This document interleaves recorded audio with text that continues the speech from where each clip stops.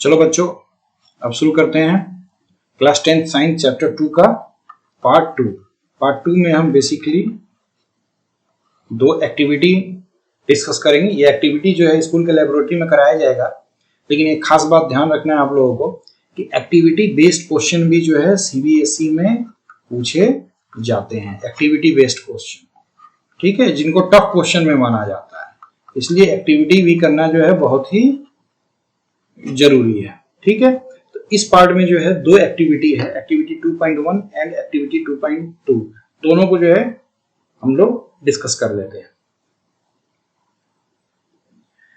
अब देखो बच्चों, पहला एक्टिविटी क्या है कि हमें लिटमस पेपर लेना है।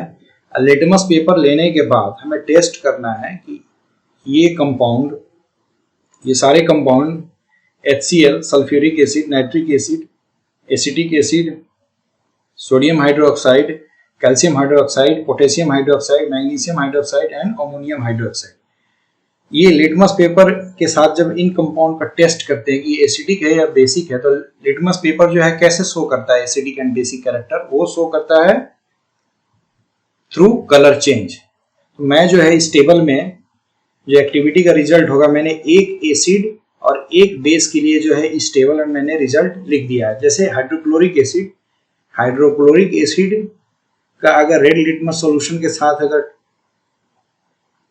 टेस्ट करेंगे तो कलर चेंज नहीं होगा, वो लिटमस पेपर का कलर रेड है और रेड ही रहेगा। ठीक है, लेकिन ब्लू लिटमस का पेपर होगा तो वो रेड हो जाएगा।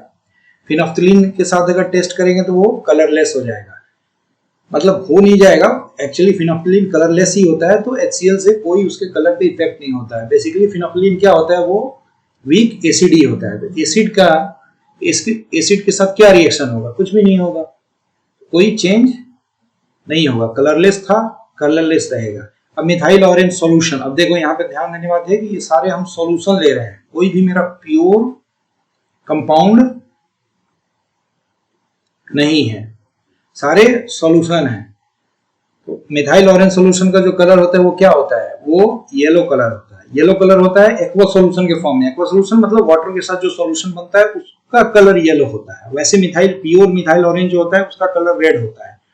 तो मिथाइल ऑरेंज सॉल्यूशन के साथ अगर HCl रिएक्ट करता है तो मेरा पिंक कलर बनता है। कहीं कहीं पे आपको दिखेगा कि ये रेड भी जो है मिलेगा लिखा हुआ, तो कोई नहीं, पिंक रेड अगर आप कुछ भी बोलते हैं तो वो दोनों का दोनों सही होगा। सिमिलरली सोडियम हाइड्रोक्साइड के लिए यहाँ पे रिजल्ट मैंने दे दिया। अब एक खास बात है ध्यान देने वाला, आप देखो, आप वैसे भी केमिकल कंपाउंड से एक इन जनरल आइडिया लगा सकते हो। ये हर कंपाउंड में जो है, ये जो मैं आइडिया आपको बताने जा रहा हूँ वो ट्रू नहीं होता है, लेकिन इन जनरल एक आइडिया आप लगा सकते हो। अगर किसी भी कंपाउंड को ब्रेक करने के बाद, जैसे HCl अगर ब्रेक होता है तो मेरा क्या मिलेगा, H+ एंड Cl-, ठीक है, ये चार्ज है। तो अगर किसी भी कंपाउंड को ब्रेक करके H+ मिल रहा है तो चांसेस हैं कि वो एसिडिक होगा। मैं फिर से बोल रहा हूं कि 100% ऐसा नहीं है कि एसिडिक होगा ही होगा, लेकिन इन जनरल वो एसिडिक होता है, चांसेस हैं कि वो एसिडिक होगा। सिमिलरली NaOH को अगर हम ब्रेक करेंगे तो हमको क्या मिलेगा, Na+ आयन मिलेगा और OH- आयन मिलेगा। यानी ये OH- आयन अगर मिलता है ब्रेक होने के बाद, अगर आपको लग रहा है कि ये कंपाउंड ब्रेक करेंगे तो OH- आयन मिलेगा, इसका मतलब उसके चांसेस हैं कि वो बेस है। चांसेस मैं बार बार लिख रहा हूं, प्रोबेबिलिटी है, कंफर्म हमें फिर भी करना पड़ेगा। प्रोबेबिलिटी है, ये शॉर्ट में मैंने लिख दिया, छोटा सा प्रोबेबिलिटी है कि ये बेस होगा। ठीक है, ये आपको एक फंडा मिला। दूसरा, ये टेस्ट कैसे करना है, टेस्ट करना है आपको वॉच ग्लास लेना है, वॉच ग्लास पे सॉल्यूशन को रख के फिर टेस्ट करना। अब ये वॉच ग्लास क्या है ये मैं आपको दिखा देता हूं ताकि आपको एकदम क्लियर हो जाए, कोई कंफ्यूजन ना रहे कि क्या ये कुछ हाईफाई ग्लास होता है। नहीं, ये कोई हाईफाई ग्लास नहीं होती, एक सिंपल ओवल शेप का ग्लास होता है। मैं उसका डायग्राम आपको दिखा देता हूं। देखिए बच्चों, ये जो है वॉच ग्लास है, ये कुछ नहीं है, सिंपल ओवल ग्लास है, इसी को हम वॉच ग्लास बोलते हैं। इसमें जो हम अपना कंपाउंड वगैरह वो रखते हैं, तो इसे क्लियर हो जाएगा। वॉच ग्लास से कुछ ज्यादा कंफ्यूजन नहीं होना है, बस वो जो है आप सोच लो कि हल्का सा ओवल ग्लास होता है, उसी को वॉच ग्लास बोलते हैं। अब बच्चों हम दूसरा एक्टिविटी करते हैं। अब दूसरे एक्टिविटी करने से पहले मैं कुछ आपको कॉन्सेप्ट जो है इसमें लगेगा वो बताना चाहता हूँ। जो हमने पहला एक्टिविटी किया इसमें हमने क्या लिया, इसमें हमने लिटमस लिया, लिटमस पेपर लिया। तो लिटमस पेपर कैसे बता रहा था, लिटमस पेपर में मेरा कलर चेंज हो रहा था, ठीक है। अब देखो दूसरा एक्टिविटी है, उसमें जो हम इंडिकेटर लेंगे उसका क्या होगा, उसका जो है जब हम उसको सूंघेंगे तो उसका ऑडियो जो है वो चेंज होगा, ठीक है। यानी कि अगर उस कंपाउंड में हम एसिड या बेस डालेंगे तो हो सकता है कि वो उसमें से जो खुशबू आ रही है या जो बदबू आ रही है, जो भी आप बोल लो, वो जो है चेंज होगा। चेंज कैसे होगा, जब उसमें हम एसिड, या हो सकता है चेंज नहीं भी हो, अब देखते हैं चेंज होगा कि नहीं होगा, ठीक है। अब देखो वैसा इंडिकेटर जिसका ऑडियो चेंज हो जाता है इन एसिडिक और बेसिक मीडिया, उसको हम कौन सा इंडिकेटर बोलते हैं, ऑल्फैक्टरी इंडिकेटर। ऑल्फैक्टरी मतलब होता है सूंघना, मतलब होता है सूंघना, मतलब इसमें से जो स्मेल आएगा वो स्मेल या तो डिसअपियर हो जाएगा या कुछ उसमें चेंजेस आएंगे, इसलिए हम इसको ऑल्फैक्टरी इंडिकेटर बोलते हैं। तो चलिए अब एक्टिविटी 2.2 देखते हैं। अब एक्टिविटी 2.2 में जो है हमें लेना है, क्या करना है कि ओनियन को जो है कपड़े के साथ रात भर लपेट के रखना है, ठीक है। उसके बाद क्या करना है, उसको हम एक बार जो है डाइल्यूट HCl डाल के देखेंगे कि उसका जो स्मेल है उस पर कोई चेंज हो रहा है या नहीं हो रहा है। उसके बाद हम फिर से एक फ्रेश जो है कपड़े का पीस लेंगे जिसमें जो है ओनियन लपेट के रखा था, उस पर फिर से डाल के देखेंगे सोडियम हाइड्रोक्साइड, दोनों अलग अलग करेंगे और फ्रेश क्लॉथ पे करेंगे। फ्रेश क्लॉथ जो हमने ओनियन के साथ रात भर लपेट के रखा है वो लेंगे, ठीक है। अब देखते हैं ठीक उसी तरह से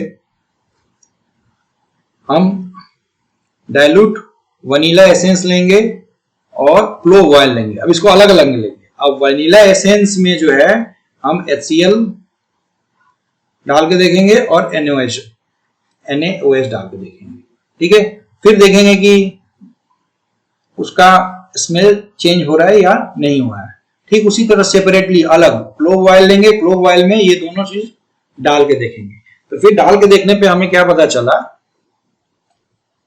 तो इन तीनों एक्सपेरिमेंट में हमने ये देखा कि अगर तीनों मतलब onion stripped cloth, second vanilla और थर्ड क्लोव ऑयल, तीनों में हमें एक ही कैरेक्टर मिला। एक ही कैरेक्टर ये मिला कि जब हम NaOH के साथ इसको टेस्ट कर रहे हैं तो जो स्मेल है वो स्मेल डिसअपियर हो जा रहा है, ठीक है। और जब HCl के साथ कर रहे हैं तो स्मेल जो है वैसे की वैसे ही है, कोई चेंज नहीं आ रहा है। इसमें मैं लिख देता हूं नो चेंज, ठीक है।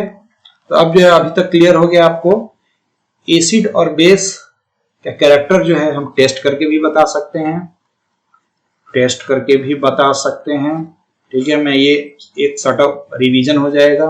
दूसरा क्या है, हम जो है paper colour litmus colour change, इसको बोलते हैं कलर चेंज से भी बता सकते हैं, ठीक है। और ऑल फैक्ट्री इंडिकेटर अगर अवेलेबल है तो हम स्मेल से भी पता कर सकते हैं कि एसिड है या बेस है। तो इसी के साथ ये पार्ट खत्म हुआ। अब नेक्स्ट पार्ट में मैं जो पार्ट 3 होगा मैं पढ़ाऊंगा how do acids and bases react with metal, metal के साथ एसिड और बेस कैसे रिएक्ट करते हैं। तब तक जो है आप लोग पार्ट 1 और पार्ट 2 दोनों का रिवीजन कर लो और एक्टिविटी को भी ध्यान में रखो। एक्टिविटी जो है किसी न किसी फॉर्म में क्वेश्चन बना के CBSE के पेपर में पूछा जाता है और ये डिफिकल्ट क्वेश्चंस में आते हैं। जैसे अगर 80 मार्क्स का CBSE का क्वेश्चन होता है तो उसमें लगभग 60 मार्क्स जो होते हैं वो इजी टू मॉडरेट क्वेश्चन होते हैं, इजी टू मॉडरेट होते हैं। 20 मार्क्स जो होते हैं वो डिफिकल्ट मतलब चैलेंजिंग होते हैं।